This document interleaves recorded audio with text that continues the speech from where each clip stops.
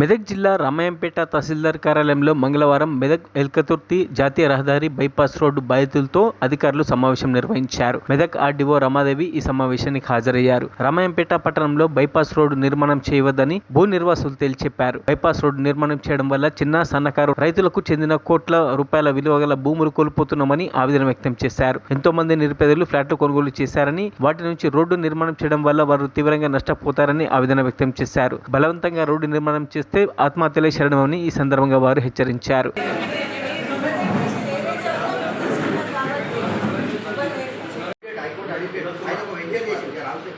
అది కూడా కమర్షియల్ ఇన్ని కోట్ల రూపాయలు 100 కోట్ల రూపాయలు కట్టించి మా ఊరంతా నాశనం చేసి బైపాస్ చేసేవాళ్ళు. అక్కడ ఒకటి చేసిండ్రు సర్వే ఎక్కల కడికి ఇక్కడ ఒకటి చేసిండ్రు. మరి అవి రెండుట్ల కంప్లీట్ 75% గవర్నమెంట్ ల్యాండ్ ఉంది.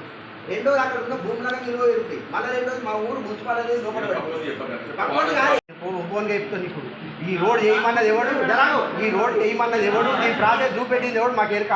కాకపోతే వాడు ఎవరు చెప్తారు, మీరు చెప్తలేరు, వాళ్ళు చెప్తలేరు. ఇప్పుడు వాళ్ళు ఏ దాకా వచ్చిర్రు ఎరకనా కావాలంటే మేము ఇప్పుడు రిటర్న్ లెటర్ ఇస్తాం. మేము నమస్కారం. DG 765 హైవే సంగారెడ్డి నుంచి వరంగల్ వెళ్ళే రహదారి ఇది. సంగారెడ్డి నుంచి సిద్దిపేట వరకు కూడా ఎక్కడా లేని బైపాస్ రామాయంపేటలో తీయడం ఎంతవరకు సమంజసమని అడిగినప్పుడు వాళ్ళు ఇంకా మేము అట్లా తీస్తాం బరాబర్ తీస్తామని మాట్లాడారు. అది కరెక్ట్ కాదు. ఇందులో విలువైన ప్లాట్లు మరియు రామాయంపేట డెవలప్మెంట్ కూడా కొంచెం కోల్పోతుంది ఈ బైపాస్ వల్ల. ఆల్రెడీ ఇప్పటికే ఒక బైపాస్ వల్ల హైదరాబాద్ నుంచి నిజామాబాద్ వెళ్ళే బస్సులు కానీ ఏ విధంగా వెహికల్స్ రామాయంపేటలో ఆగడం లేదు. దానివల్ల ఆల్రెడీ 70% 30% అభివృద్ధి కోల్పోయింది. మరియు ఇప్పుడు ఈ సంగారెడ్డి నుంచి వరంగల్ వెళ్ళే హైవే కూడా బైపాస్ అయితే రామాయంపేట విలేజ్కి ఎవ్వరు రారు. ఈ మున్సిపాలిటీ ఇంచుమించు తాండాగా మారిపోతుంది తప్పితే డెవలప్మెంట్ అనేది మొత్తం శూన్యం అయిపోతుంది. ఇప్పటికే రామాయంపేట విలేజ్ పట్టణంలో 30% షాప్స్ టులెట్ బోర్లు కనిపిస్తున్నాయి. మీకు చూస్తే కనిపిస్తాయి. మీకు ఈ బైపాస్ వద్దని విలువైన ప్లాట్లు కోల్పోతామని చెప్పి తెలియజేస్తున్నాము. ఇది బైపాస్ కూడా మామూలు కాదని తీస్తే మాకు బలిదానాలు తప్ప వేరే శరణం లేదని తెలియజేస్తున్నాం.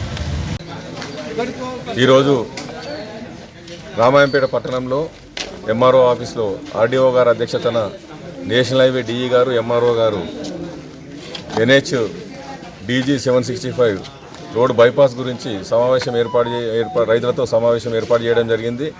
ఇట్టి సమావేశంలో పట్టణ రైతులందరూ, పట్టణ ప్రజలందరూ, అన్ని రాజకీయ పార్టీల వాళ్ళు కూడా నేషనల్ హైవే బయట నుంచి పోవడాన్ని వ్యతిరేకిస్తూ పట్టణం నుంచే నేషనల్ హైవే వాళ్ళని విజ్ఞప్తి చేయడం జరిగింది. RDO గారికి రిప్రజెంటేషన్ కూడా అందరు రైతుల సంతకాలతో ఇవ్వడం జరిగింది.